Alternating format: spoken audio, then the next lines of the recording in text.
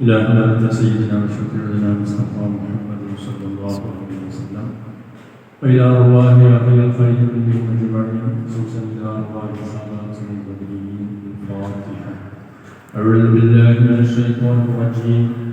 بسم الله الرحمن الرحيم. الحمد لله رب العالمين الرحمن الرحيم مالك يوم الدين إياك نعبد وإياك نستعين اهدنا الصراط المستقيم صراط الذين أنعمت عليهم غير المغضوب عليهم ولا الضالين آمين.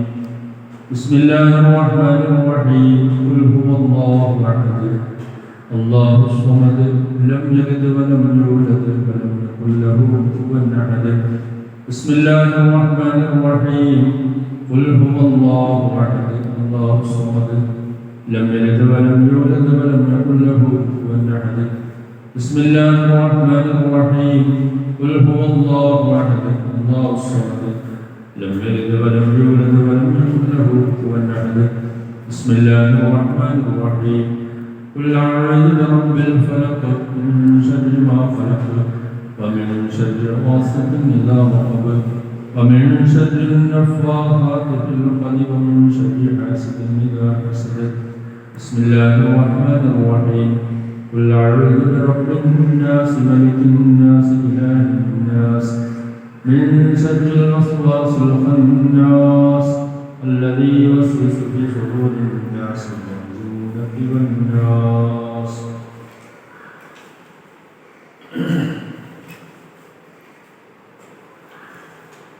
الحمد لله رب العالمين حمدا يوافي نعمه ويكافئ مزيدا. اللهم صل وسلم على رسولك سيدنا وحبيبنا ومولانا ونبينا محمد صلى الله عليه وسلم. اللهم اوصل ثواب ما قرأناه من القرآن العظيم وما صليناه إلى حضرة سيدنا وحبيبنا مصطفى محمد صلى الله عليه وسلم. اللهم أعطه الوسيلة والفضيلة والدرجة الرفيعة وإلى حضرات أهل الخير كلهم أجمعين. اللهم بحقهم وبجاههم يسر عسيرنا وسهل أمورنا واشف أمورنا وقض حوائجنا وأقض ديوننا يا رب العالمين. اللهم سلمنا ومن تعلق بنا من آفات الدارين وارزقنا وإياهم سعادات الدارين. اللهم إلى حضرات من مات منا من المؤمنين والمؤمنات اللهم اجمع بيننا وبينهم في دار الأمان مع الذين أنعم الله عليهم من النبيين والصديقين والشهداء والصالحين. اللهم اجعل قبورنا وقبورهم روضة من رياض الجنة ولا تجعل قبورنا وقبورهم حفرة من حفر النيران. اللهم آنس وحشتهم وآمن روعتهم ونفس كربتهم ونذر مهلتهم وارفع درجتهم في دار جناتك النعيم. ربنا آتنا في الدنيا حسنة وفي الآخرة حسنة وقنا عذاب النار. ربنا تقبل منا إنك أنت السميع العليم وتب علينا إنك أنت التواب الرحيم. آمين برحمتك يا أرحم الراحمين. وصلى الله على محمد سيدنا محمد. سبحان ربك رب العزة عما يصفون وسلام على المرسلين. السلام عليكم ورحمة الله وبركاته. أعوذ بالله من الشيطان الرجيم. بسم الله الرحمن الرحيم. الحمد لله رب العالمين والصلاة والسلام على أشرف المرسلين وعلى آله وصحبه أجمعين. بسم الله الرحمن الرحيم. يا أيها الذين آمنوا اتقوا الله ولتنظر نفس ما قدمت لغد. صدق الله العظيم. ഏറ്റവും ബഹുമാനപ്പെട്ട സഹോദരന്മാരെ സഹോദരിമാരെ പ്രിയപ്പെട്ട വിദ്യാർത്ഥിനികളെ അല്ലാഹു സുബ്ഹാനഹു വ തആല നമ്മുടെ ഒരുമിച്ച് കൂടെ ഒരു സ്വാധീനമാണെന്ന് സ്വീകരിക്കുമാറാവട്ടെ. മഹാന്മാരായ ബദരീങ്ങളടക്കമുള്ള മുഴുവൻ മഹത്തുക്കളുടെ തിരുനോട്ടം നമ്മിലേക്ക് നമ്മുടെ എല്ലാ കാര്യങ്ങളിലേക്കും അല്ലാഹു സുബ്ഹാനഹു വ തആല നൽകി അനുഗ്രഹിക്കുമാറാവട്ടെ. റബീഉൽ ആഖിറിലെ ബദർ മജ്ലിസിലാണ് നാം ഒരുമിച്ച് കൂടിയത്. ധാരാളം മഹാന്മാർ, ഔലിയാക്കന്മാർ, പണ്ഡിതന്മാർ നമ്മോട് വിട പറഞ്ഞ ഒരു മാസവും കൂടിയാണ് റബീഉൽ ആഖിർ മാസം. നമുക്കറിയാം, ബഹുമാനപ്പെട്ട സുൽത്താനുൽ ഔലിയാ ശൈഖ് അബ്ദുൽ ഖാദിർ ജീലാനി റസൂലുള്ളാഹിൽ അസീസ് ഇവിടെ നടക്കം ധാരാളം പണ്ഡിതന്മാർ, സാദാത്തുക്കൾ, ആത്മീയ രംഗത്ത് നമുക്ക് സദൈര്യം നേതൃത്വം നൽകിയിരുന്ന ബഹുമാനപ്പെട്ട താജുൽ ഉലമ, നൂറുൽ ഉലമ, അതുപോലെ തന്നെ ശംസുൽ ഉലമ ഉസ്താദ്, ബഹുമാനപ്പെട്ട വൈരത്തൂർ തങ്ങൾ, നെല്ലിക്കുത്ത് ഉസ്താദ് തുടങ്ങി ധാരാളം സുന്നത്ത് ജമാഅത്തിന്റെ പണ്ഡിതന്മാരൊക്കെ ഇവിടെ കടന്നു പോയ ഒരു മാസമാണ്. അല്ലാഹു സുബ്ഹാനഹു വ തആല അവരുടെയൊക്കെ ദറജ അല്ലാഹു തആല ഉയർത്തി കൊടുക്കുമാറാവട്ടെ. അവരോടൊപ്പം നാളെ സ്വർഗീയ ലോകത്ത് ബദരീങ്ങളോടൊന്നിച്ച് സംഗമിക്കാൻ അല്ലാഹു തആല നമുക്കും നമ്മോട് ബന്ധപ്പെട്ടവർക്ക് തൗഫീഖ് നൽകി അനുഗ്രഹിക്കുമാറാവട്ടെ. കൂടുതലായി ഒന്നും പറയാൻ ഉദ്ദേശിക്കുന്നില്ല. അല്ലാഹുവിന്റെ പരീക്ഷണങ്ങൾ ഓരോന്നോരോന്ന് നാം അനുഭവിച്ചു കൊണ്ടിരിക്കുന്ന സന്ദർഭത്തിലാണ് നാമൊക്കെ ജീവിച്ചുകൊണ്ടിരിക്കുന്നത്. COVID-19 ലോകത്ത് പിടിപെട്ടിട്ട് 5-8 മാസങ്ങൾ കഴിഞ്ഞു. നമ്മുടെ എല്ലാ മേഖലകളും സ്തംഭിക്കുകയും ഇന്നോ നാളെയൊക്കെ ഇത് മാറും എന്ന് പ്രതീക്ഷിച്ച് അള്ളാഹുവിന്റെ അസലിയായ ഖലാഅ്, അള്ളാഹുവിന്റെ തീരുമാനം മാത്രം നടപ്പിലാവുകയുള്ളൂ എന്ന് അടിയുറച്ച് വിശ്വസിക്കുന്ന സത്യവിശ്വാസികളാവുന്ന നമ്മെ സംബന്ധിച്ചിടത്തോളം ഇത്തരം പരീക്ഷണങ്ങളിൽ നിന്ന് പാഠം ഉൾക്കൊള്ളുകയും അതനുസരിച്ച് നമ്മുടെ ജീവിത പ്രയാണം ക്രമപ്പെടുത്തുകയും ചെയ്ത് വിജയം കൈവരിക്കാൻ ബാധ്യസ്ഥരാണ്. അതിനുള്ള തയ്യാറെടുപ്പുകളൊക്കെ നടത്താൻ ഇത്തരം പരീക്ഷണങ്ങളിലൂടെ പാഠം ഉൾക്കൊണ്ടവരാണ്. പരിശുദ്ധ ഖുർആനിൽ അല്ലാഹു തആല പറഞ്ഞില്ലേ, യാ അയ്യുഹല്ലദീന ആമനൂ തഖ്വല്ലാഹ്, സത്യവിശ്വാസികളെ നിങ്ങൾ അല്ലാഹുവിനെ തഖ്വ ചെയ്ത് ജീവിക്കുക. ഈ കാണുന്ന ലോകം മുഴുവൻ സൃഷ്ടിച്ച് പരിപാലിക്കുന്ന സർവശക്തനായ അല്ലാഹു സുബ്ഹാനഹു വ തആല എല്ലാ സമയത്തും നമ്മെ നിരീക്ഷിച്ചു കൊണ്ടിരിക്കുകയാണ്. ഇന്ന റബ്ബക ലബിൽ മിർസാദ്, അല്ലാഹു സുബ്ഹാനഹു വ തആല നമ്മെ നിരീക്ഷിച്ചു കൊണ്ടിരിക്കുകയാണ്. നമ്മുടെ ഓരോ പ്രവർത്തനങ്ങളും നിശ്ചലനങ്ങൾ എല്ലാം അല്ലാഹു സുബ്ഹാനഹു വ തആല നിരീക്ഷിക്കുകയും അതൊക്കെ ക്രോഡീകരിച്ച് രേഖപ്പെടുത്തി വെക്കുവാൻ വേണ്ടി നമുക്ക് ഓരോരുത്തർക്കും പ്രത്യേകം മലക്കുകളെ നിയമിക്കുകയും ചെയ്ത് നാളെ മത്സരവത്സവയിലെത്തുമ്പോൾ അല്ലെങ്കിൽ മരണത്തോടുകൂടെ അല്ലാഹു സുബ്ഹാനഹു വ തആല ഓരോന്നിനെക്കുറിച്ചും വിചാരണ നടത്തുകയും ചെയ്യും. അഫഹസിബതും അന്നമാ ഖലഖനാകും അബസൻ വഅന്നകും ഇലൈനാ ലാ തുർജഊൻ. അല്ലാഹു തആല പരിശുദ്ധ ഖുർആനിൽ നമ്മോട് ചോദിക്കുന്നു, മനുഷ്യരെ, ഞാൻ നിങ്ങളെ വെറുതെ സൃഷ്ടിച്ചതാണെന്ന് നിങ്ങൾ വിചാരിക്കുന്നുണ്ടോ? നിങ്ങൾ നമ്മിലേക്ക് മടക്കപ്പെടുന്നവരല്ല. മരിച്ചതിന് ശേഷം യഥാർത്ഥ ജീവിതമാകുന്ന പരലോക ജീവിതത്തിലേക്ക്, ബർസഖിയായ ജീവിതത്തിലേക്ക് നിങ്ങളെ മടക്കപ്പെടുകയില്ല എന്ന് നിങ്ങൾ വിചാരിക്കുന്നുണ്ടോ? എന്നാൽ അങ്ങനെ വിചാരിക്കേണ്ട. തീർത്തും അല്ലാഹുവിന്റെ മുമ്പിൽ കണക്ക് ബോധിപ്പിക്കേണ്ടവരാണ് വിശേഷ ബുദ്ധി നൽകപ്പെട്ട മനുഷ്യരാകുന്നവരാണ്. കേവലം മൃഗങ്ങളെ പോലെ, ജന്തു, പക്ഷി, മറ്റ് നിർജീവ വസ്തുക്കളെ പോലെയല്ല. അല്ലാഹു സുബ്ഹാനഹു വ തആല വലഖദ് കറംനാ ബനീ ആദം, മനുഷ്യരെ തീർച്ചയായും നാം ആദരിച്ചിട്ടുണ്ട്, ബഹുമാനിച്ചിട്ടുണ്ട്. വിശേഷ ബുദ്ധിയും തന്റേടവും നല്ലതും ചീത്തയും വേർതിരിച്ചറിഞ്ഞ് നല്ലതിനെ പുൽകി ജീവിത വിജയം കൈവരിക്കാനുള്ള എല്ലാ സൗകര്യങ്ങളും നൽകി നമ്മെ ഈ ലോകത്തേക്ക് അയച്ച അല്ലാഹു, ആ അല്ലാഹു സുബ്ഹാനഹു വ തആല നമ്മെ കുറിച്ച് വിചാരണ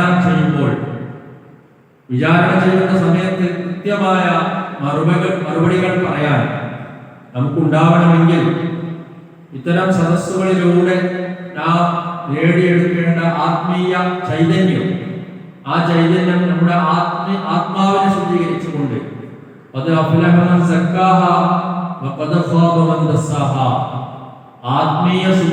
ആത്മശുദ്ധി വരുത്തിയവൻ തീർച്ചയായും വിജയിച്ചു കഴിഞ്ഞു, അതിനെ വിമലീകരിച്ചവൻ പരാജയപ്പെട്ടു എന്ന് അല്ലാഹു തആല പരിശുദ്ധ ഖുർആനിൽ പറയുന്നുണ്ട്.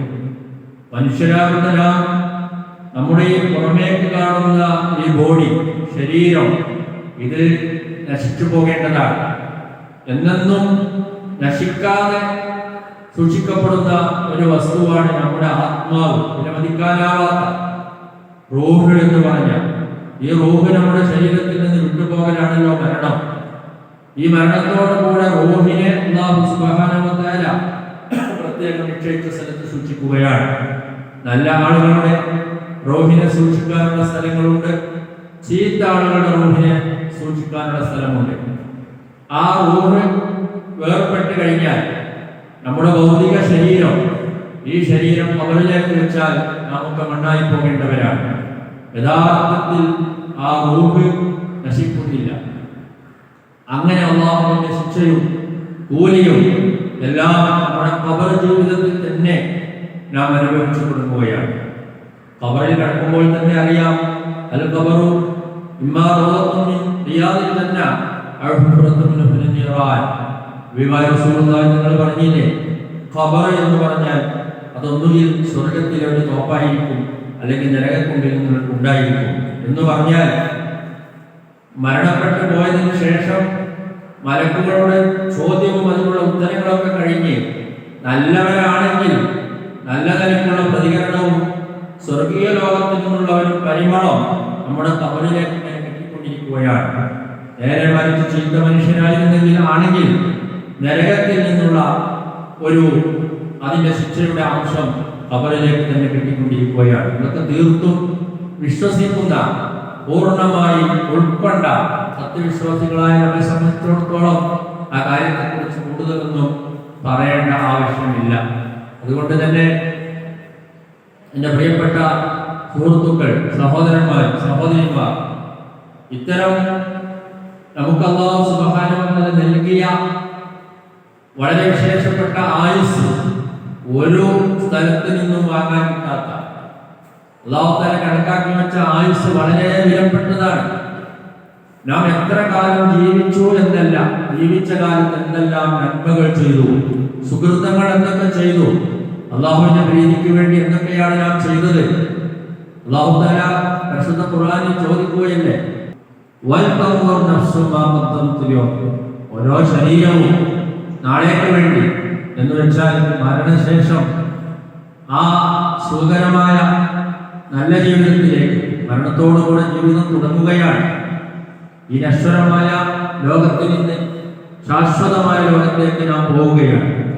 ആ ഒരു ജീവിതത്തിന് വേണ്ടി എന്തൊക്കെയാണ് തയ്യാറാക്കി വെച്ചിട്ടുള്ളത് എന്ന് ഓരോ ശരീരവും നോക്കട്ടെ, ചിന്തിച്ചു കൊള്ളട്ടെ എന്ന് അല്ലാഹു തആല പരിശുദ്ധ ഖുർആനിൽ നമ്മോട് പറയുകയാണ്. അതുകൊണ്ട് എൻ്റെ പ്രിയപ്പെട്ടവരെ, നാം കിട്ടിയ സമയം, അല്ലാഹു തആല തന്ന ആയുസ്, ആ ആയുസ് വളരെ വിലപ്പെട്ടതാണ്. ഒരിക്കലും എവിടെ നിന്നും വാങ്ങാൻ കിട്ടാത്ത, എത്ര വില പറഞ്ഞാലും വിലയാകാത്ത അമൂല്യമായ വളരെ പ്രധാനപ്പെട്ട ഈ ആയുസ്സിനെ കുറിച്ച് ചോദ്യമുണ്ട് എന്ന് അല്ലാഹു തആല പരിശുദ്ധ ഖുർആനിൽ പറഞ്ഞു. അതോടൊപ്പം ഹബീബായ റസൂലുള്ളാഹി പരിശുദ്ധ ഹദീസിൽ പറഞ്ഞിട്ടുണ്ട്. ഹദീസിൽ നമുക്ക് പലപ്പോഴും കേൾക്കുന്നതാണ്.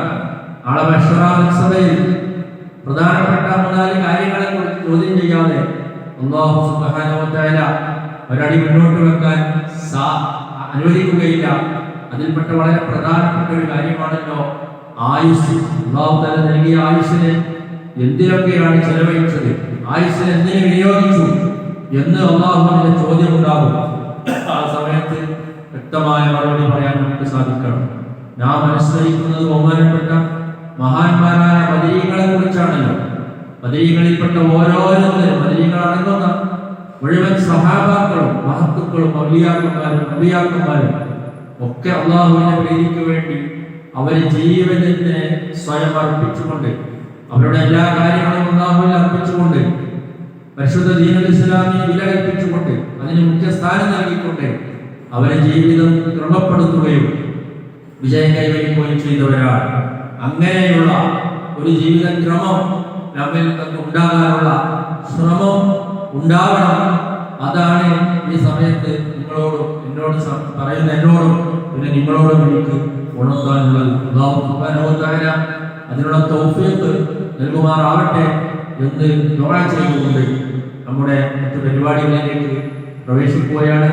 എല്ലാവരും എല്ലാ സമയത്തും പറയുന്നത് പോലെ നമ്മുടെ ഓൺലൈനാണ് പരിപാടി നടക്കുന്നതെങ്കിലും നമ്മുടെ സ്ഥാപനത്തിൽ വന്ന് സദസ്സിലിരിക്കുന്നത് പോലെ എല്ലാവരും ഒന്നിച്ചിരുന്ന അച്ചടക്കത്തോടുകൂടെ തസ്ബീഹുമാലയോ മറ്റ് കൗണ്ടറോ ഒക്കെ എടുത്ത് ദിക്റുകളൊക്കെ എണ്ണം പിടിച്ച്, അതുപോലെ തന്നെ അസ്മാഉ ചൊല്ലുമ്പോൾ 7 മുന്നിൽ വെച്ചുകൊണ്ട് എല്ലാവരും റളിയല്ലാഹു അൻഹു ചൊല്ലിക്കൊണ്ട് ആത്മാർത്ഥതയോടെ സംസാരിക്കാതെ തലമറച്ചുകൊണ്ട് ഉദുവോടുകൂടെ ഇരുന്ന് അച്ചടക്കത്തോടെ ഇരുന്ന് നമ്മുടെ സദസ്സ് ഭംഗിയാക്കുകയും പുണ്യം നേടുകയും ചെയ്യണമെന്ന് വളരെ വിനീതമായി എല്ലാവരോടും അപേക്ഷിച്ചുകൊണ്ട് അഭ്യർത്ഥിച്ചുകൊണ്ട് ഞാൻ എൻ്റെ സംസാരം നടത്തുന്നു. അൽഹംദുലില്ലാഹി റബ്ബിൽ ആലമീൻ. അസ്സലാമു അലൈക്കും വറഹ്മത്തുള്ളാഹി വബറകാതുഹു. ബിസ്മില്ലാഹിർ റഹ്മാനിർ റഹീം. ഹുവല്ലാഹു അല്ലദീ ലാ ഇലാഹ ഇല്ലാ ഹുവ യാ അല്ലാഹ് യാ റഹ്മാൻ യാ അല്ലാഹ് യാ റഹീം യാ അല്ലാഹ് യാ മലിക് യാ അല്ലാഹ് യാ ഖുദ്ദൂസ് യാ അല്ലാഹ് യാ സലാം യാ അല്ലാഹ് യാ മുഅ്മിൻ യാ അല്ലാഹ് യാ മുഹൈമിൻ യാ അല്ലാഹ് യാ അസീസ് യാ അല്ലാഹ് യാ ജബ്ബാർ യാ അല്ലാഹ് യാ മുതകബ്ബിർ യാ അല്ലാഹ് യാ ഖാലിഖ് യാ അല്ലാഹ് യാ ബാരിക് യാ അല്ലാഹ് യാ മുസവ്വിർ യാ അല്ലാഹ് യാ ഗഫാർ യാ അല്ലാഹ് യാ ഖഹാർ യാ അല്ലാഹ് യാ വഹ്ഹാബ് യാ അല്ലാഹ് യാ റസാഖ് യാ അല്ലാഹ് യാ ഫത്താഹ് യാ അല്ലാഹ് യാ അലീം യാ അല്ലാഹ് യാ ഖാബിദ് യാ അല്ലാഹ് യാ ബാസിത് യാ അല്ലാഹ് യാ ഖാഫിദ് യാ അല്ലാഹ് യാ റാഫിഅ് യാ അല്ലാഹ് യാ മുഈസ് യാ അല്ലാഹ് യാ മുദിൽ യാ അല്ലാഹ് യാ സമീഉ യാ അല്ലാഹ് യാ ബസ്വീർ യാ അല്ലാഹ് യാ ഹകം യാ അല്ലാഹ് യാ അദിൽ യാ അല്ലാഹ് യാ ലത്തീഫ് യാ അല്ലാഹ് യാ ഖബീർ യാ അല്ലാഹ് യാ ഹലീം യാ അല്ലാഹ് യാ അലീം യാ അല്ലാഹ് യാ ഗഫൂർ യാ അല്ലാഹ് യാ ശകൂർ യാ അല്ലാഹ് യാ അലീം യാ അല്ലാഹ് യാ കബീർ യാ അല്ലാഹ് യാ ഹഫീദ് യാ അല്ലാഹ് യാ മുഖീത് യാ അല്ലാഹ് യാ ഹസീബ് യാ അല്ലാഹ് യാ ജലീൽ യാ അല്ലാഹ് യാ കരീം യാ അല്ലാഹ് യാ റഖീബ് യാ അല്ലാഹ് യാ മുജീബ് യാ അല്ലാഹ് യാ വാസിഉ യാ അല്ലാഹ് യാ ഹകീം യാ അല്ലാഹ് യാ വദൂദ് യാ അല്ലാഹ് യാ മജീദ് യാ അല്ലാഹ് യാ ബാഇസ് യാ അല്ലാഹ് യാ ശഹീദ് യാ അല്ലാഹ് യാ ഹഖ് യാ അല്ലാഹ് യാ വകീൽ യാ അല്ലാഹ് യാ ഖവി യാ അല്ലാഹ് യാ മതീൻ യാ അല്ലാഹ് യാ വലി യാ അല്ലാഹ് യാ ഹമീദ് യാ അല്ലാഹ് യാ മുഹ്സി യാ അല്ലാഹ് യാ മുബ്ദിഉ യാ അല്ലാഹ് യാ മുഈദ് യാ അല്ലാഹ് യാ മുഹ്യി യാ അല്ലാഹ് യാ മുമീത് യാ അല്ലാഹ് യാ ഹയ്യ് യാ അല്ലാഹ് യാ ഖയ്യൂം യാ അല്ലാഹ് യാ വാജിദ് യാ അല്ലാഹ് യാ വാജിദ് യാ അല്ലാഹ് യാ വാഹിദ് യാ അല്ലാഹ് യാ അഹദ് യാ അല്ലാഹ് യാ സമദ് യാ അല്ലാഹ് യാ ഖാദിർ യാ അല്ലാഹ് യാ മുഖ്തദിർ യാ അല്ലാഹ് യാ മുഖദ്ദിം യാ അല്ലാഹ് യാ മുഅഖിർ യാ അല്ലാഹ് യാ അവ്വൽ യാ അല്ലാഹ് യാ ആഖിർ യാ അല്ലാഹ് യാ ളാഹിർ യാ അല്ലാഹ് യാ ബാത്തിൻ യാ അല്ലാഹ് യാ വാലി യാ അല്ലാഹ് യാ മുതഅല്ലി യാ അല്ലാഹ് യാ ബർ യാ അല്ലാഹ് യാ തവ്വാബ് യാ അല്ലാഹ് യാ മുൻതഖിം യാ അല്ലാഹ് യാ അഫൂ യാ അല്ലാഹ് യാ റഊഫ് യാ അല്ലാഹ് യാ മാലികൽ മുൽക്ക് യാ അല്ലാഹ് യാ ദൽ ജലാലി വൽ ഇക്റാം യാ അല്ലാഹ് യാ മുഖ്സിത് യാ അല്ലാഹ് യാ ജാമിഉ യാ അല്ലാഹ് യാ ഗനി യാ അല്ലാഹ് യാ മുഗ്നി യാ അല്ലാഹ് യാ മാനിഉ യാ അല്ലാഹ് യാ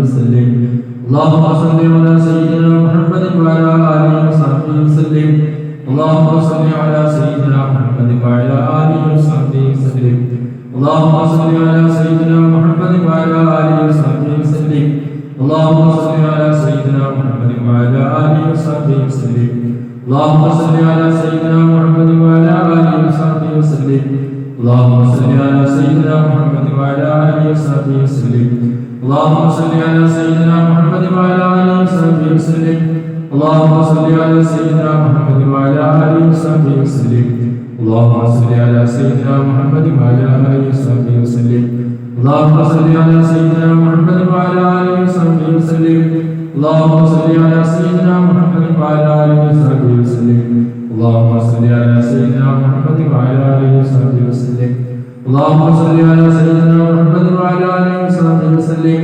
اللهم صل على سيدنا محمد وعلى آله وصحبه وسلم اللهم صل على سيدنا محمد وعلى آله وصحبه وسلم اللهم صل على سيدنا محمد وعلى آله وصحبه وسلم اللهم صل على سيدنا محمد وعلى آله وصحبه وسلم اللهم صل على سيدنا محمد وعلى آله وصحبه وسلم اللهم صل على سيدنا محمد وعلى آله وصحبه وسلم اللهم صل على سيدنا محمد وعلى آله وصحبه وسلم اللهم صل على سيدنا محمد وعلى آله وصحبه وسلم اللهم صل على سيدنا محمد وعلى آله وصحبه وسلم اللهم صل على سيدنا محمد وعلى آله وصحبه وسلم اللهم صل على سيدنا محمد وعلى آله وصحبه وسلم اللهم صل على سيدنا محمد وعلى آله وصحبه وسلم اللهم صل على سيدنا محمد وعلى آله وصحبه وسلم اللهم صل على سيدنا محمد وعلى آله وصحبه وسلم اللهم صل على سيدنا محمد وعلى آله وصحبه وسلم اللهم صل على سيدنا محمد وعلى آله وصحبه وسلم اللهم صل على سيدنا محمد وعلى آله وصحبه وسلم اللهم صل على سيدنا محمد وعلى آله وصحبه وسلم اللهم صل على سيدنا محمد وعلى آله وصحبه وسلم اللهم صل على سيدنا محمد وعلى آله وصحبه وسلم اللهم صل على سيدنا محمد وعلى آله وصحبه وسلم اللهم صل على سيدنا محمد وعلى آله وصحبه وسلم اللهم صل على سيدنا محمد وعلى آله وصحبه وسلم اللهم صل على سيدنا محمد وعلى آله وصحبه وسلم اللهم صل على سيدنا محمد وعلى آله وصحبه وسلم اللهم صل على سيدنا محمد وعلى آله وصحبه وسلم اللهم صل على سيدنا محمد وعلى آله وصحبه وسلم اللهم صل على سيدنا محمد وعلى آله وصحبه وسلم اللهم صل على سيدنا محمد وعلى آله وصحبه وسلم اللهم صل على سيدنا محمد وعلى آله وصحبه وسلم اللهم صل على سيدنا محمد وعلى آله وصحبه وسلم اللهم صل على سيدنا محمد وعلى آله وصحبه وسلم اللهم صل على سيدنا محمد وعلى آله وصحبه وسلم اللهم صل على سيدنا محمد وعلى آله وصحبه وسلم اللهم صل على سيدنا محمد وعلى آله وصحبه وسلم صل على الأنبياء والمرسلين والحمد لله رب العالمين. പ്രിയമുള്ളവരെ, അസ്സലാമു ചൊല്ലുകയാണ് എല്ലാവരും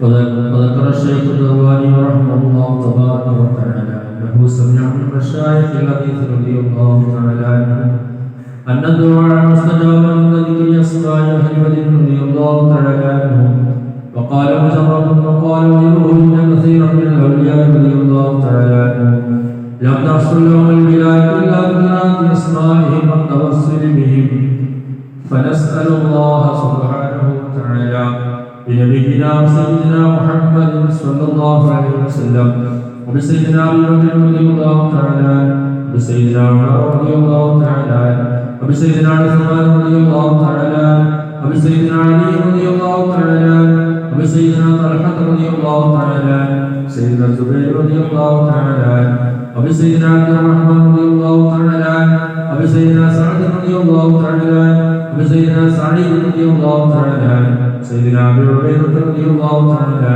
سيدنا الأخنس رضي الله تعالى أبي سيدنا الأعظم رضي الله تعالى أبي سيدنا حسن رضي الله تعالى سيدنا إياس رضي الله تعالى أبي سيدنا إياس رضي الله تعالى أبي سيدنا أنس رضي الله تعالى أبي سيدنا أنس رضي الله تعالى أبي سيدنا أبي رضي الله تعالى سيدنا أسعد رضي الله تعالى أبي سيدنا أوس رضي الله تعالى أبي سيدنا أوس رضي الله تعالى أبي سيدنا بلال رضي الله تعالى أبي سيدنا زيد رضي الله تعالى أبي سيدنا محمد رضي الله تعالى أبي سيدنا بسبسة رضي الله تعالى أبي سيدنا البراء رضي الله تعالى أبي سيدنا بشير رضي الله تعالى أبي سيدنا بشير رضي الله تعالى أبي سيدنا تميم رضي الله تعالى أبي سيدنا تميم رضي الله تعالى أبي سيدنا تميم رضي الله تعالى أبي سيدنا ثقب رضي الله تعالى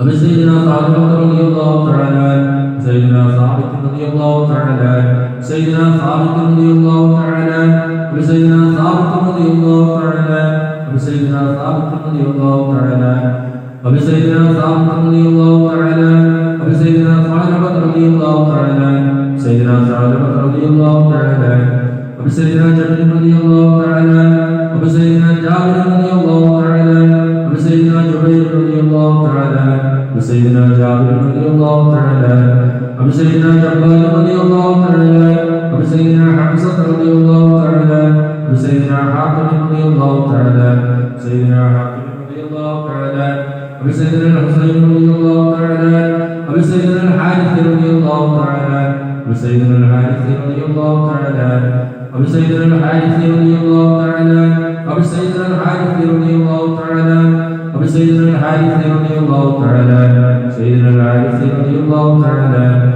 أبي سيدنا الحارث رضي الله تعالى أبي سيدنا الحارث رضي الله تعالى أبي سيدنا الحارث رضي الله تعالى أبي سيدنا الحارث رضي الله تعالى أبي سيدنا الحارث رضي الله تعالى أبي سيدنا الحارث رضي الله تعالى أبي سيدنا الحارث رضي الله تعالى أبي سيدنا الحارث رضي الله تعالى أبي سيدنا الحباب رضي الله تعالى أبي سيدنا حبيب رضي الله تعالى أبي سيدنا حرام رضي الله تعالى أبي سيدنا حمزة رضي الله تعالى عليهم رضاهم والعدو يا رحمة ونعم وآلاء من الحق تسرع صلاة وتسليم وأزكى تحيتي على المصطفى المختار خير البرية أبي سيدنا خالد رضي الله تعالى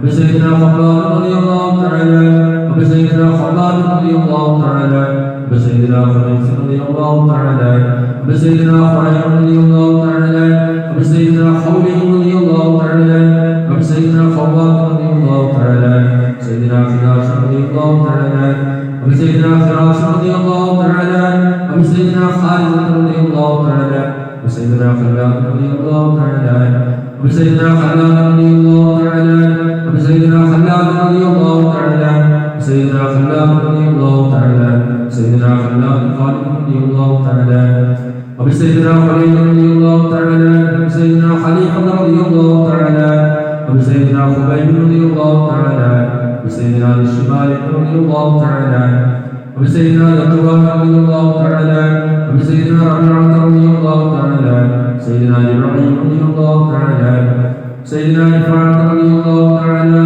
سيدنا رافع رضي الله تعالى وسيدنا رافع رضي الله تعالى أبي سيدنا رافع رضي الله تعالى أبي سيدنا رافع رضي الله تعالى سيدنا رافع رضي الله تعالى أبي سيدنا رفاعة رضي الله تعالى سيدنا رفاعة رضي الله تعالى أبي سيدنا رفاعة رضي الله تعالى أبي سيدنا راشد رضي الله تعالى أبي سيدنا ربيع رضي الله تعالى سيدنا رخيبة رضي الله تعالى أبي سيدنا زيد رضي الله تعالى سيدنا زيد رضي الله تعالى أبي سيدنا زيد رضي الله تعالى سيدنا زياد رضي الله تعالى أبي سيدنا زياد رضي الله تعالى أبي سيدنا زياد رضي الله تعالى أبي سيدنا زيد رضي الله تعالى أبي سيدنا زيد رضي الله تعالى أبي سيدنا زيد رضي الله تعالى وبسيدنا الصالح رضي الله تعالى عنه وبسيدنا صالح رضي الله تعالى عنه وبسيدنا صدرة رضي الله تعالى عنه وبسيدنا السنان رضي الله تعالى عنه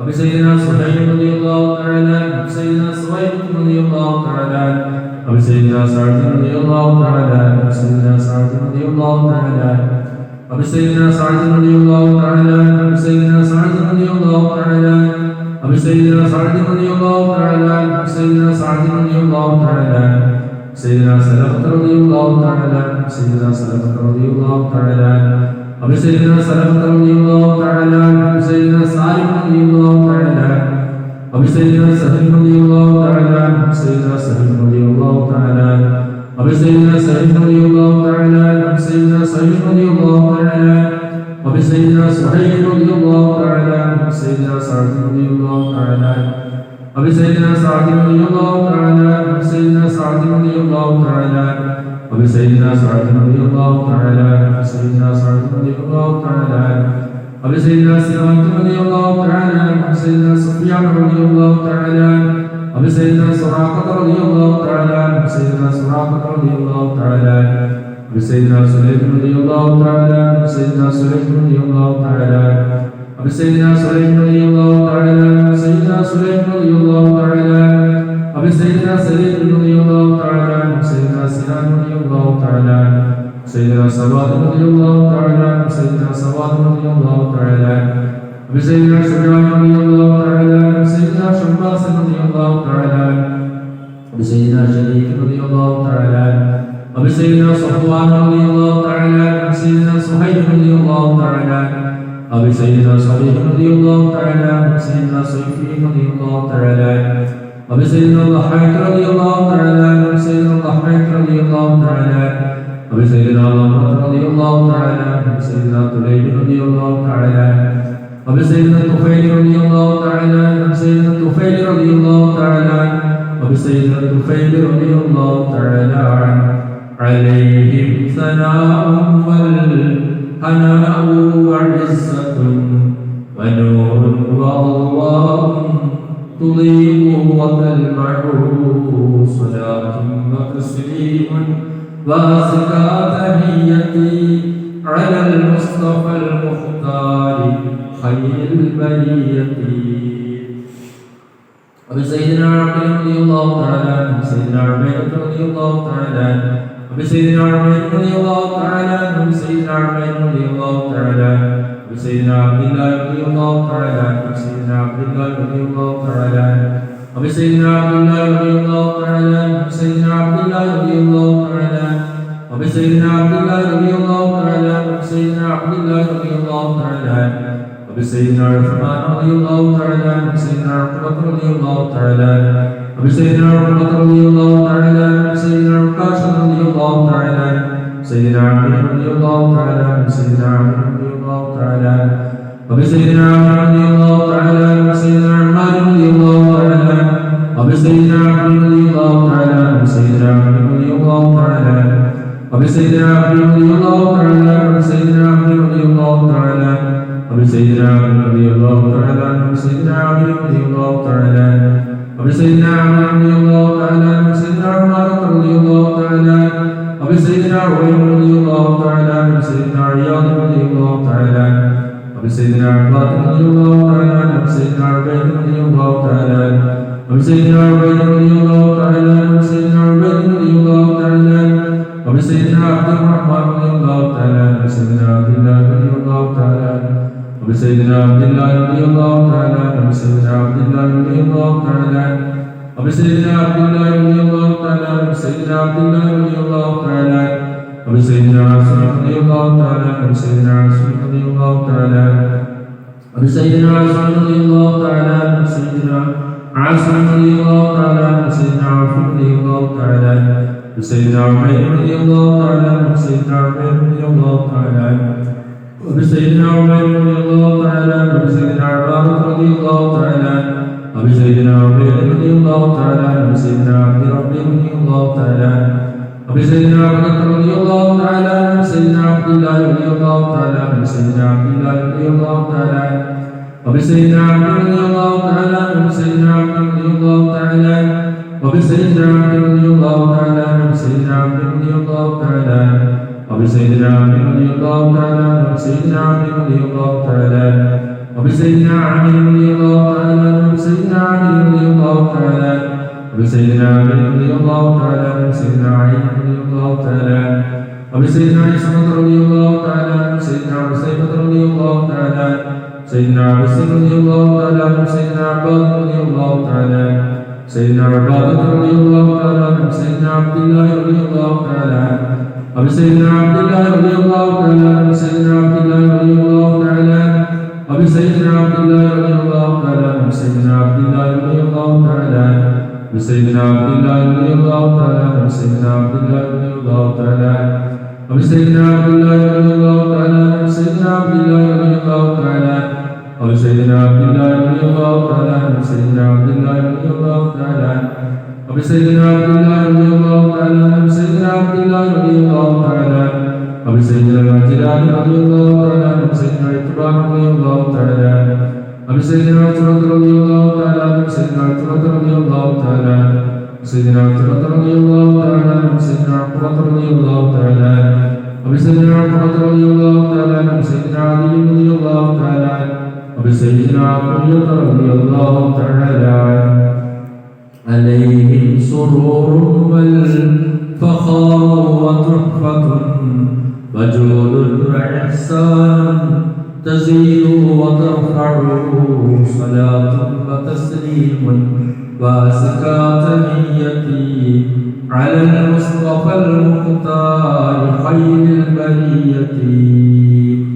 وبسيدنا عمر رضي الله تعالى عنه وبسيدنا الفاتح رضي الله تعالى عنه وبسيدنا فاروق رضي الله تعالى عنه وبسيدنا قدامة رضي الله تعالى عنه وبسيدنا قتادة رضي الله تعالى عنه وبسيدنا قتبة رضي الله تعالى عنه وبسيدنا قيس رضي الله تعالى عنه وبسيدنا قيس رضي الله تعالى عنه وبسيدنا قيس رضي الله تعالى عنه وبسيدنا كعب رضي الله تعالى عنه وبسيدنا كعب رضي الله تعالى عنه وبسيدنا أبي هريرة رضي الله تعالى عنه وبسيدنا رجع رضي الله تعالى عنه وبسيدنا مالك رضي الله تعالى عنه وبسيدنا مالك رضي الله تعالى عنه وبسيدنا عبد الله رضي الله تعالى عنه وبسيدنا مصعب رضي الله تعالى عنه وبسيدنا معبد رضي الله تعالى عنه سيدنا مرحبا رضي الله تعالى عنه وسيدنا المقداد رضي الله تعالى عنه وبسيدنا مصطفى رضي الله تعالى عنه وسيدنا مسعود رضي الله تعالى عنه وبسيدنا محمد رضي الله تعالى عنه وسيدنا عبد رضي الله تعالى عنه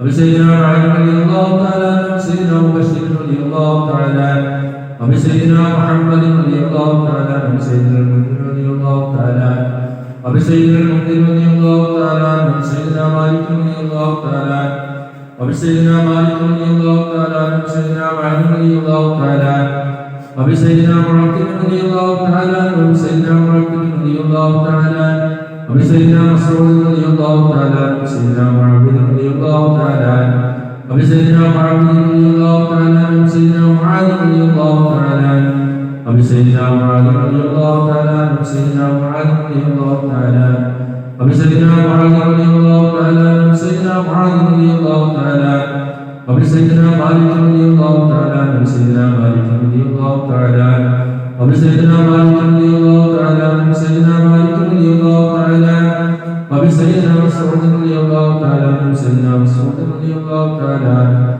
وبسيدنا مسعود رضي الله تعالى عنه وسيدنا مسعود رضي الله تعالى عنه وبسيدنا الجد رضي الله تعالى عنه وسيدنا معبد رضي الله تعالى عنه وبسيدنا معبد رضي الله تعالى عنه وسيدنا معبد رضي الله تعالى عنه وبسيدنا المنذر رضي الله تعالى عنه وسيدنا محمد رضي الله تعالى عنه وبسيدنا منير رضي الله تعالى عنه وسيدنا العظيم رضي الله تعالى عنه وبسيدنا العربان رضي الله تعالى عنه وسيدنا العربان رضي الله تعالى عنه وبسيدنا العربان رضي الله تعالى عنه وسيدنا العربان رضي الله تعالى عنه وبسيدنا العربان رضي الله تعالى عنه وسيدنا العربان رضي الله تعالى عنه وبسيدنا العربان رضي الله تعالى عنه وسيدنا العربان رضي الله تعالى عنه وبسيدنا نوفل رضي الله تعالى عنه عليهم تحيات وفوز ومنة وفضل وإكرام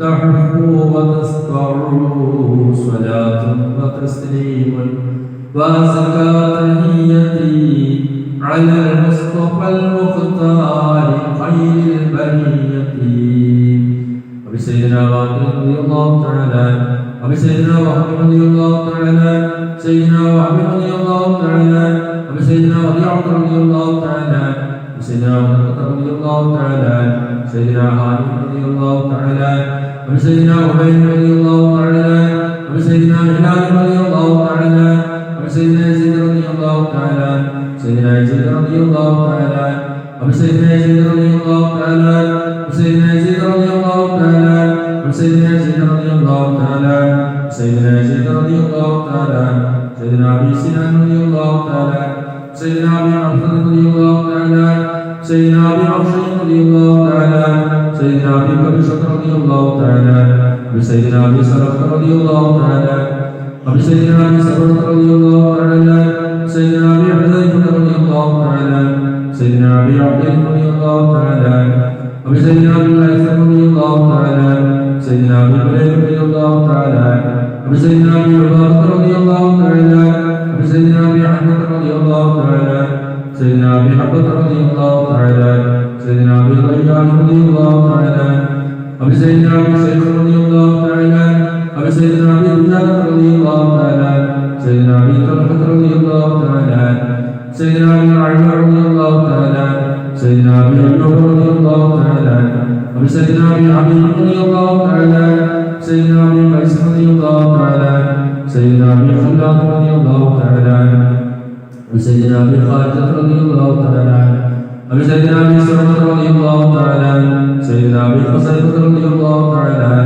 وسيدنا أبي قتادة رضي الله تعالى سيدنا أبي داود رضي الله تعالى سيدنا أبي سعيد رضي الله تعالى سيدنا أبي حسن رضي الله تعالى وسيدنا أبي بكر رضي الله تعالى وسيدنا أبي مسعود رضي الله تعالى عليهم سلام والهدايا وبهجة بلا مدام الشمس تجري وتطلع صلاة وتسليم وأزكى تحيتي على المصطفى المختار خير البرية وبسائر الصحابة أجمعين رضوان الله تعالى ومن تحفظنا وأهلنا ومن أوصانا من جميع البلايا والشرور وأن تورثنا وإياهم قضاء حاجاتنا وحاجاتهم الفرح والسرور وأن تجعلنا وإياهم من عبادك الصالحين يوم القضاء والنشور وصلى الله تعالى على نبينا محمد وعلى آله وصحبه وسلم كلما ذكره الذاكرون وغفل عن ذكره الغافلون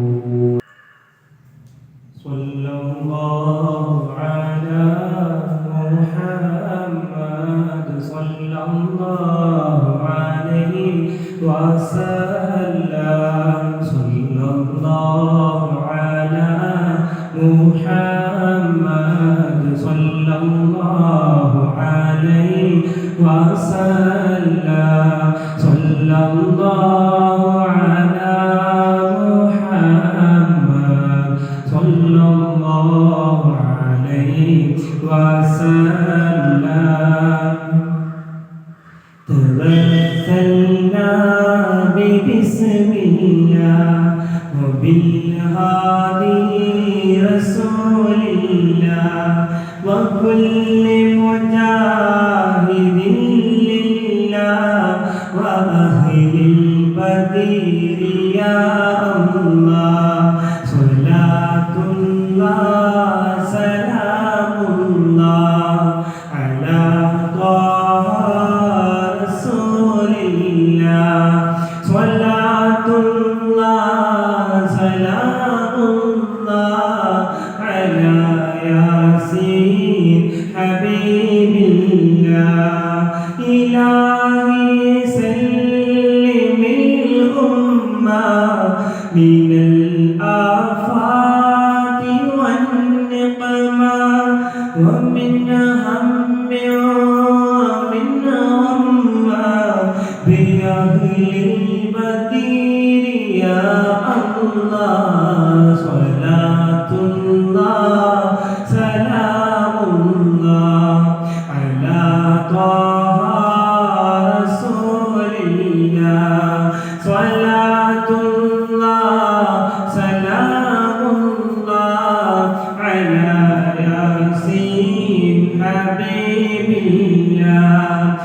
إلهي ناجنا وكشف جميع عادية وصرف مكائد العدا والخوف بأهل البديل يا الله صلاة الله سلام الله على طه رسول الله صلاة الله سلام الله على ياسين حبيب الله إلهي نافس الكرباء عن العاصين والعقباء وكل بلية ووباء بأهل المدينة يا الله صلاة الله سلام الله على طه رسول الله صلاة الله سلام الله على ياسين حبيب الله فكم من حمية حصلت وكم من ذلة فصلت وكم من نعمة وصلت بأهل البديل يا الله صلاة الله سلام الله على طه رسول الله صلاة الله سلام الله على ياسين حبيب الله وكم أوليت ذا العسر وكم أوليت ذا الفقر وكم عافيت ذا المزر بأهل البديل يا الله صلاة الله سلام الله على طه رسول الله صلاة الله سلام الله على ياسين حبيب الله لقد ضاقت على القلب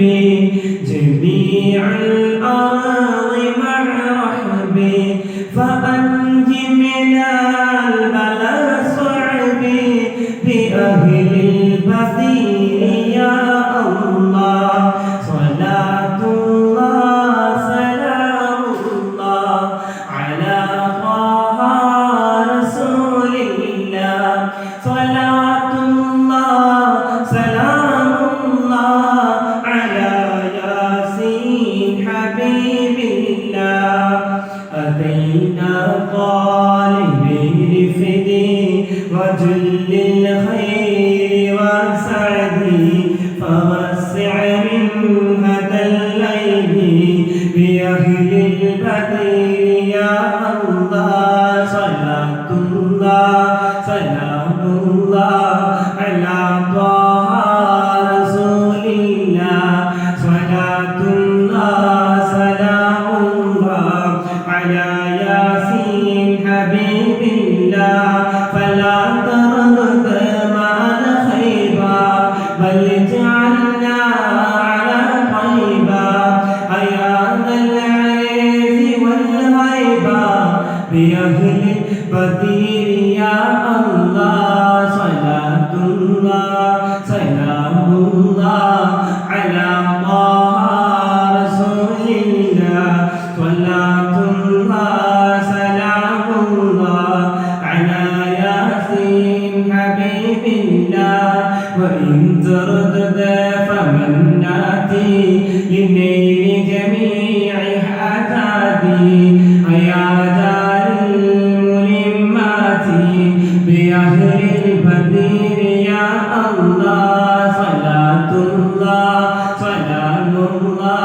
على طه رسول الله صلاة الله سلام الله على ياسين حبيب الله إلى يغفر واكرمنا بنيل مطالب منا ودفع مساءة عنا بأهل بدير يا الله صلاة الله سلام الله على طه رسول الله صلاة الله سلام الله على ياسين حبيب الله إلهي أنت ذو اللطف وذو فضل وذو عطف وكم من كربة تنفي بأهل البدير يا الله صلاة الله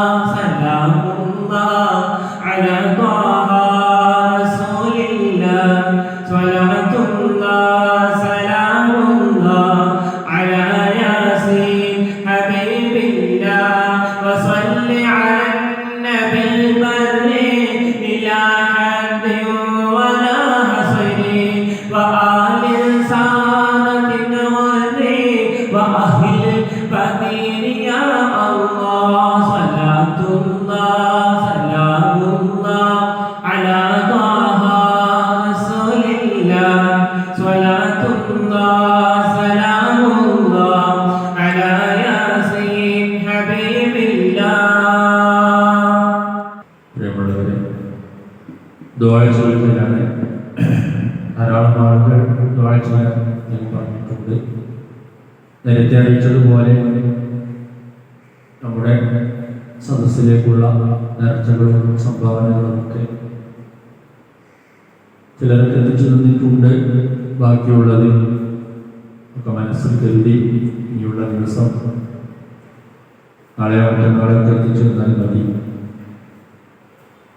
മരണപ്പെട്ടുപോയ പലരുമുണ്ട്. പ്രത്യേകിച്ച് നമ്മുടെ ബദർ മജ്‌ലിസിൽ സംഗമിച്ചിരുന്ന പങ്കെടുക്കാറുണ്ടായിരുന്ന ബഹുമാനപ്പെട്ട KK മൊയ്തീൻ അവര് കഴിഞ്ഞയാഴ്ച മരണപ്പെട്ടു. അതുപോലെ തന്നെ തോട്ടശ്ശേരി ഇസ്മായിൽ, രണ്ടുപേരും നമ്മുടെ ബദർ മജ്‌ലിസിൽ പങ്കെടുത്തിരുന്നവരാണ്. മിക്കവാറും എല്ലാ സദസ്സുകളിലും അവർ പങ്കെടുക്കാറുണ്ടായിരുന്നു. ആദ്യം മുതൽ അവസാനം വരെ അല്ലാഹു സുബ്ഹാനഹു വ തആല ആ രണ്ട് സഹോദരന്മാരുടെ ബർസഖിയായ ജീവിതം അല്ലാഹു തആല സന്തോഷകരമാക്കി കൊടുക്കുമാറാവട്ടെ. ബദരീങ്ങളുടെ ഹക്ക് ബർക്കത്തുകൊണ്ട് അല്ലാഹു സുബ്ഹാനഹു വ തആല അവരുടെ എന്തെങ്കിലും പ്രയാസങ്ങൾ ബുദ്ധിമുട്ടുകൾ അവരിൽ അനുഭവിക്കുന്നുണ്ടെങ്കിൽ അല്ലാഹു തആല എല്ലാം തീർത്ത് റാഹത്തുള്ള സന്തോഷമുള്ള ജീവിതം അല്ലാഹു തആല നൽകട്ടെ. എല്ലാ ദോഷങ്ങളും അല്ലാഹു തആല പുറത്തു കൊടുക്കട്ടെ. അവരുടെ വീട്ടിലും അതുപോലെ തന്നെ ഈ മാസത്തിൽ നമ്മോട് ഇവിടെ വന്നതുമായ സുൽത്താനുൽ ഔലിയായ മുഹ്യിദ്ദീൻ ശൈഖ് തങ്ങൾ, അതുപോലെ തന്നെ നേരത്തെ പറഞ്ഞ താജുൽ ഉലമ, നൂറുൽ ഉലമ, വൈലത്തുൽ തങ്ങൾ, ഉസ്താദ് തുടങ്ങി ഈ മാസത്തിൽ പാത്തായിപ്പോയ മുഴുവൻ പണ്ഡിതന്മാരിലേക്കും മഹാന്മാരിലേക്കും എല്ലാവരിലേക്കും നമ്മിൽ നിന്ന് മരണപ്പെട്ടുപോയ എല്ലാവരിലേക്കും ഉദ്ദേശിച്ചുകൊണ്ട് ഫാത്തിഹ. അഊദു ബില്ലാഹി മിനശ് ശൈത്വാനിർ റജീം. ബിസ്മില്ലാഹിർ റഹ്മാനിർ റഹീം. അൽഹംദുലില്ലാഹി റബ്ബിൽ ആലമീൻ അർറഹ്മാനിർ റഹീം മാലികി യൗമിദ്ദീൻ ഇയ്യാക നഅ്ബുദു വ ഇയ്യാക നസ്തഈൻ ഇഹ്ദിനസ് സിറാത്തൽ മുസ്തഖീം സിറാത്തൽ ലദീന അൻഅംത അലൈഹിം ഗൈറിൽ മഗ്ദൂബി അലൈഹിം വലദ്ദാല്ലീൻ. ആമീൻ. ബിസ്മില്ലാഹിർ റഹ്മാനിർ റഹീം. ഖുൽ ഹുവല്ലാഹു അഹദ് അല്ലാഹു സമദ് ലം യലിദ് വലം യൂലദ് വലം യകുൽ ലഹു കുഫുവൻ അഹദ്. ബിസ്മില്ലാഹിർ റഹ്മാനിർ റഹീം. ഖുൽ ഹുവല്ലാഹു അഹദ് അല്ലാഹു സമദ് ലം യലിദ് വലം യൂലദ് വലം യകുൽ ലഹു കുഫുവൻ അഹദ്. ബിസ്മില്ലാഹിർ റഹ്മാനിർ റഹീം.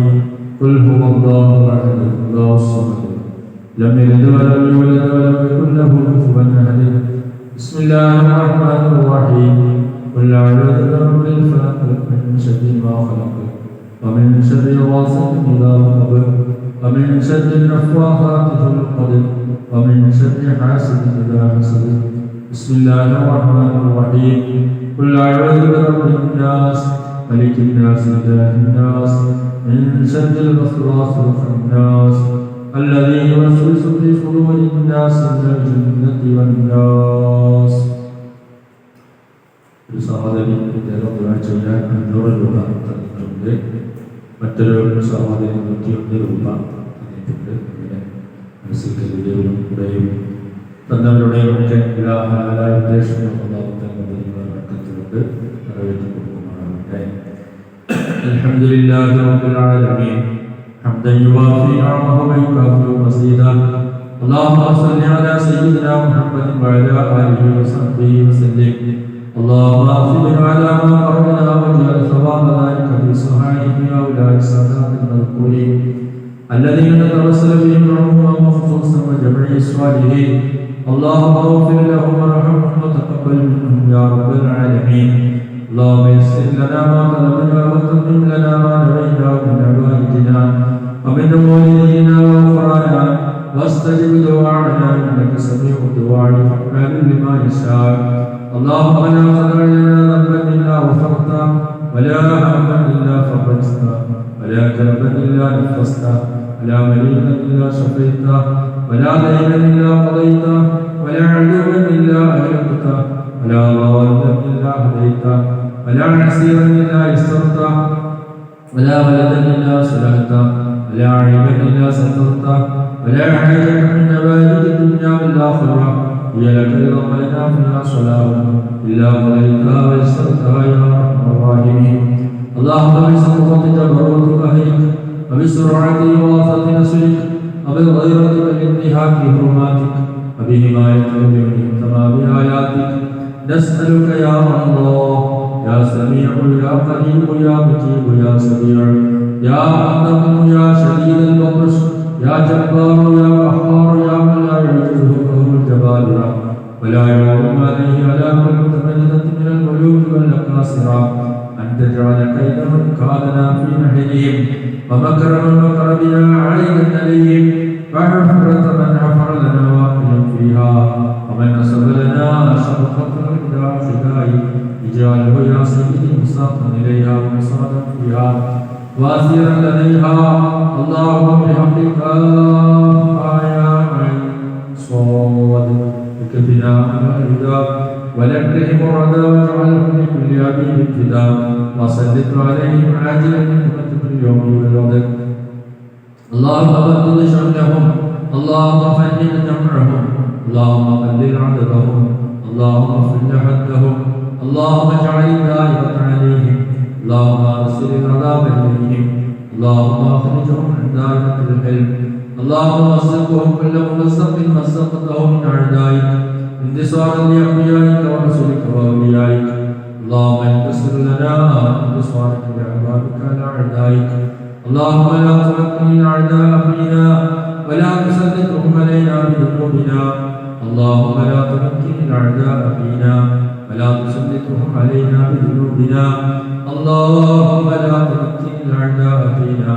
ولا تسلطهم علينا بذنوبنا حميم حميم حميم حميم حميم حميم حميم ثم لم وجاء نصرف علينا لا ينصرون حميم عين سين قاف حمايتنا مما نخاف اللهم قنا شر الاسواق ولا تجعلنا محلا للبلوى نسألك الجنة الإلهية الإجابة يا الله نسألك بأسرار هذه الدعوات أن تقبل ما به دعوناك وأن تعطينا ما سألناك أنجز لنا وعدك الذي وعدته بعبادك المؤمنين لا إله إلا أنت سبحانك إني كنت من الظالمين اللهم صل وسلم على رسولك سيدنا محمد وعلى آله وصحبه وسلم أرحم الراحمين يا سيدنا الله സാധുക്കളായ ഞങ്ങളെ സംഘടിപ്പിച്ച ഈ സദസ്സ് ഞങ്ങളിൽ നിന്ന് പൂർണ്ണമായും സ്വീകരിക്കണേ അല്ലാഹ്. അടച്ചവനെ ഈ സദസ്സിൽ ഇതുവരെ ഞങ്ങൾ ചെലവഴിച്ച സമയങ്ങൾ സ്വാലിഹായ അമലായി സ്വീകരിക്കണേ അല്ലാഹ്.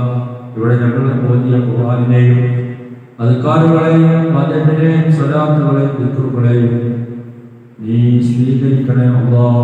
എല്ലാ പാപപിഴവുകളും പരിഹരിച്ചുകൊണ്ട് പൂർണ്ണമായും സ്വീകരിക്കണേ അല്ലാഹ്. അല്ലാഹുവേ, ഈ സദസ്സിന്റെ സ്വഭാവ ഹബീബായ റസൂലുള്ളാഹി തങ്ങളിലേക്ക് എത്തിച്ചു കൊടുക്കണേ അല്ലാഹ്. അവിടുത്തെ അസ്ഹാബിലേക്കും ദുനിയാവിലേക്കും അസ്ഹാബിലേക്കും എത്തിച്ചു കൊടുക്കണേ അല്ലാഹ്.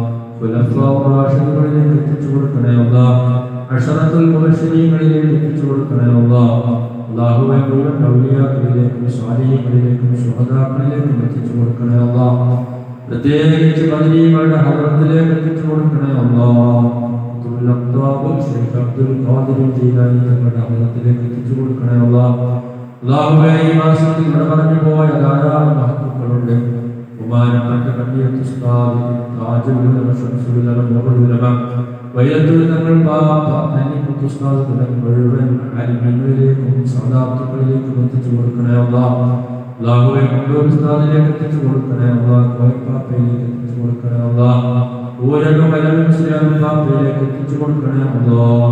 നമ്മുടെ നാട്ടിൽ അന്വേഷണവും കൊള്ളുന്ന മഹാന്മാരിലേക്ക് എത്തിച്ചു കൊടുക്കണേ അല്ലാഹ്. അല്ലാഹുവേ, ഈ സദസ്സിന്റെ ബർക്കത്ത് കൊണ്ട് മുഴുവൻ മഹാന്മാരുടെ ബർക്കത്ത് കൊണ്ട് പ്രത്യേകിച്ച് വലിയങ്ങളുടെ ബർക്കത്ത് കൊണ്ട് സാധുക്കളായ നമ്മുടെ മുഴുവൻ ദോഷങ്ങളും പുറത്തു തരണേ അല്ലാഹ്. ചെറുതും വലുതുമായ അറിഞ്ഞും അറിയാതെയും രഹസ്യമായും പരസ്യമായും സാഹചര്യങ്ങൾ കടിപ്പെട്ടുകൊണ്ട് ഞങ്ങൾ ചെയ്തു പോയ കുറ്റങ്ങൾ പഠിച്ചവനെ നിന്നെ ധിക്കരിച്ചത് കൊണ്ടല്ല, സാധുക്കളാണ് പാപികളാണ് റബ്ബേ. ഞങ്ങളുടെ പാപഭംഗിലമായ കൈകൾ നിന്നിലേക്ക് ഉയർത്താൻ യോജിച്ചതല്ല. പക്ഷേ മഹാന്മാരാക്കി ഞങ്ങൾ നിന്നോട് ചോദിക്കുന്നു അല്ലാഹ്. ഞങ്ങളുടെ മുഴുവൻ ദോഷങ്ങളും ഈ മഹാന്മാരുടെ ബർക്കത്ത് കൊണ്ട്, ഈ സദസ്സിന്റെ ബർക്കത്ത് കൊണ്ട് നീ വിട്ടുകൊടുത്ത് മാഫാക്കി തരണേ അല്ലാഹ്. ദോഷങ്ങളിൽ നിന്ന് മുക്തമായി നല്ല ജീവിതം നയിക്കാനുള്ള തൗഫീഖ് നൽകണേ അല്ലാഹ്. അത് കാരണം മരണപ്പെട്ടതിന് ശേഷം നല്ല റാഹത്തുള്ള സന്തോഷകരമായ ജീവിതം നൽകണേ അല്ലാഹ്. അല്ലാഹുവേ, ഞങ്ങളുടെ മനസ്സിൽ വിവിധങ്ങളായ ഉദ്ദേശങ്ങളുള്ളവരുണ്ട്. പ്രത്യേകം ഉദ്ദേശങ്ങൾ കൊണ്ട് ദുആ ചെയ്യാൻ പറഞ്ഞവരുണ്ട്. അല്ലാഹുവേ, എല്ലാവരുടെയും ഹലാലായ ഉദ്ദേശങ്ങൾ അറിയുന്ന രാജാതിരാജനായ അല്ലാഹുവേ, എല്ലാവരുടെയും ഉദ്ദേശങ്ങളെല്ലാം പൂർണ്ണമായും നീ അവർക്ക് ഹാസിലാക്കി കൊടുക്കണേ അല്ലാഹ്. ഹലാലായ എല്ലാ ഉദ്ദേശങ്ങളും നിറവേറ്റി കൊടുക്കണേ അല്ലാഹ്. സന്തോഷവും റാഹത്തും നൽകണേ അല്ലാഹ്. അല്ലാഹുവേ, നമ്മുടെ ജോലികളിലെല്ലാം ബർക്കത്ത് ചെയ്യണേ അല്ലാഹ്. തഅല്ലുമിൽ ബർക്കത്ത് ചെയ്യണേ അല്ലാഹ്. കച്ചവടങ്ങളിൽ, ബിസിനസ്സുകളിൽ, മറ്റേ ഏതെല്ലാം ജോലികളുണ്ടോ, ഏതെല്ലാം ഞങ്ങൾ ഏർപ്പെട്ട മേഖലകളുണ്ടോ, എല്ലാ കാര്യത്തിലും നീ ബർക്കത്ത് ചെയ്യണേ അല്ലാഹ്. മഹാന്മാരായ പ്രതിനിധികളാണ് നമ്മളുടെ മുഴുവൻ മഹത്തുക്കളുടെയും മദത് ഞങ്ങൾക്ക് നീ നൽകണേ അല്ലാഹ്. അല്ലാഹുവേ, ഞങ്ങളുടെ ദേശത്തിൽ വിശാലത ചെയ്യണേ അല്ലാഹ്. കുടുംബത്തിൽ ബർക്കത്ത് ചെയ്യണേ അല്ലാഹ്. വീടുകളിൽ ബർക്കത്ത് ചെയ്യണേ അല്ലാഹ്. കുടുംബത്തിൽ ബർക്കത്ത് ചെയ്യണേ അല്ലാഹ്. ഭാര്യ സന്താനങ്ങളിൽ ബർക്കത്ത് ചെയ്യണേ അല്ലാഹ്. അല്ലാഹുവേ, ഞങ്ങളുടെ മക്കളെ നന്നാക്കി തരണേ അല്ലാഹ്. അല്ലാഹുവേ, ഞങ്ങളുടെ മക്കളെ നന്നാക്കി തരണേ അല്ലാഹ്. ബുദ്ധിയും തന്റെയും ഗ്രാഹ്യശക്തിയും നീ നൽകണേ അല്ലാഹ്. എല്ലാ പഠനങ്ങളിലും മതപരവും ഭൗതികവുമായ മുഴുവൻ പഠനങ്ങളിൽ നീ ബർക്കത്ത് ചെയ്യണേ അല്ലാഹ്. എല്ലാ പരീക്ഷകളിലും പൂർണ്ണ വിജയം നൽകണേ അല്ലാഹ്. അല്ലാഹുവേ, മാതാപിതാക്കളുടെയും ഉസ്താദുമാരുടെയും ഗുരുത്വവും പൊരുത്തവുമുള്ള മക്കളാക്കി തരണേ അല്ലാഹ്. മക്കൾ കാരണമായി അഭിമാനിക്കുന്നവരിൽ കൊടുത്തണേ അല്ലാഹ്. മക്കൾ കാരണമായി അപമാനിതരാകുന്നവരിൽ കൊടുത്തണേ അല്ലാഹ്. പഠിച്ചവനെ ഞങ്ങൾക്കും ഞങ്ങളുടെ നാട്ടിനും കുടുംബത്തിനും ദീൻ ഇസ്ലാമിനും ഉപകരിക്കുന്ന മക്കളാക്കി തരണേ അല്ലാഹ്. അല്ലാഹുവേ, കടങ്ങളെ വീട്ടി തരണേ അല്ലാഹ്. പഠിച്ചവനെ ധാരാളം കടങ്ങളുള്ളവരുണ്ട്. ഹലാലായ ആവശ്യങ്ങൾക്ക് വേണ്ടി കടങ്ങൾ വാങ്ങി വിഷമിക്കുന്നവരുണ്ട്. അല്ലാഹുവേ, എല്ലാം വീട്ടുവാനുള്ള അടുത്ത വഴി നൽകണേ അല്ലാഹ്. കടങ്ങളും ബാക്കി വെച്ചുകൊണ്ട് സാധുക്കളെ നീ മരിപ്പിക്കല്ലേ അല്ലാഹ്. അല്ലാഹുവേ, വിവാഹപ്രായത്തിൽ നിൽക്കുന്ന മക്കളുള്ളവരുണ്ട്. അനുയോജ്യരായ ഇണകൾ നൽകി അനുഗ്രഹിക്കണേ അല്ലാഹ്. വിവാഹം കഴിഞ്ഞെടുക്കാൻ റാഹത്തുള്ള ദാമ്പത്യ ജീവിതം നൽകണേ അല്ലാഹ്. അല്ലാഹുവേ, കുട്ടികളില്ലാത്ത ദമ്പതികളുണ്ട്. പഠിച്ചവനെ അവർക്ക് സ്വാലിഹീങ്ങളായ സന്താനങ്ങളെ നൽകണേ അല്ലാഹ്.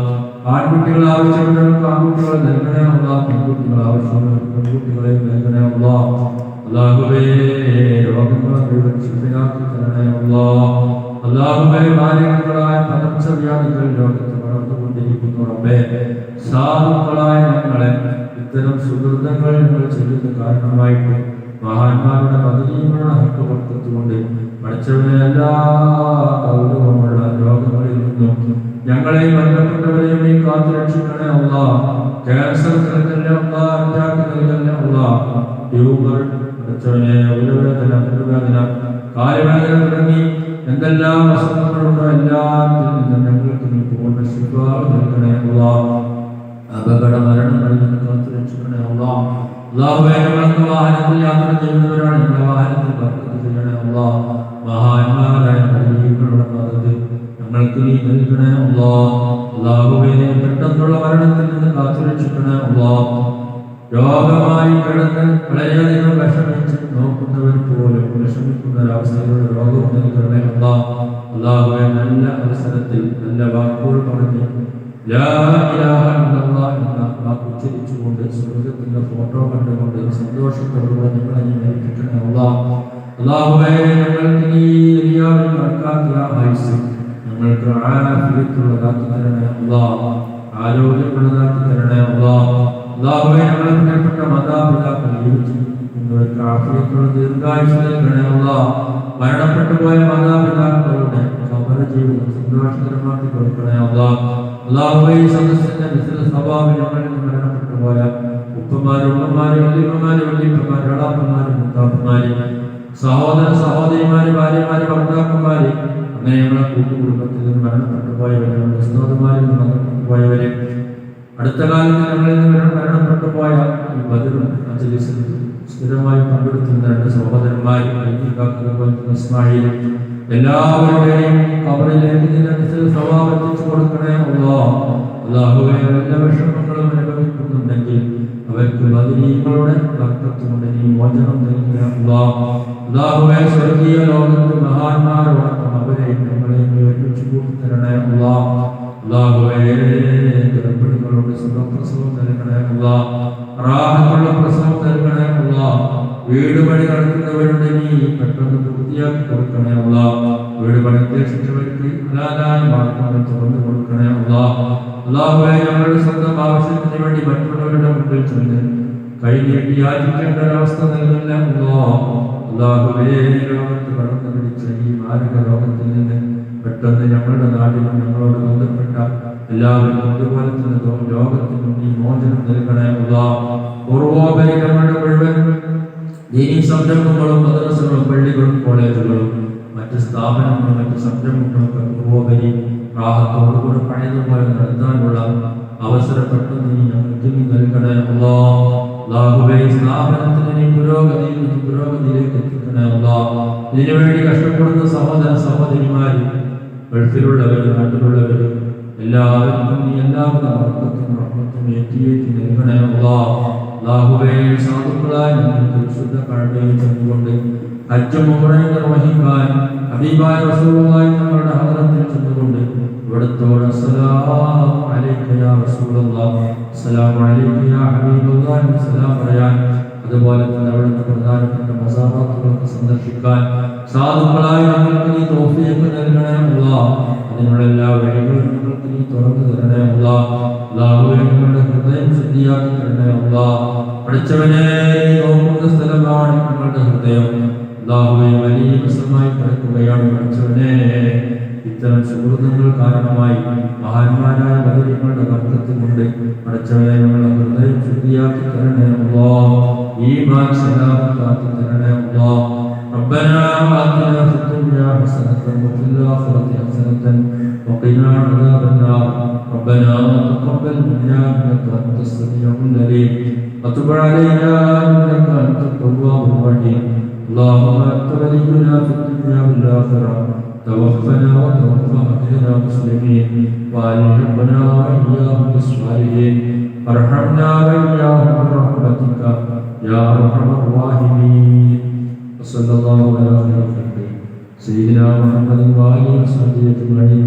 سبحان ربك رب العزة عما يصفون والسلام على المرسلين والحمد لله رب العالمين. بحق صلى الله على محمد صلى الله عليه وسلم، صلى الله على محمد صلى الله عليه وسلم.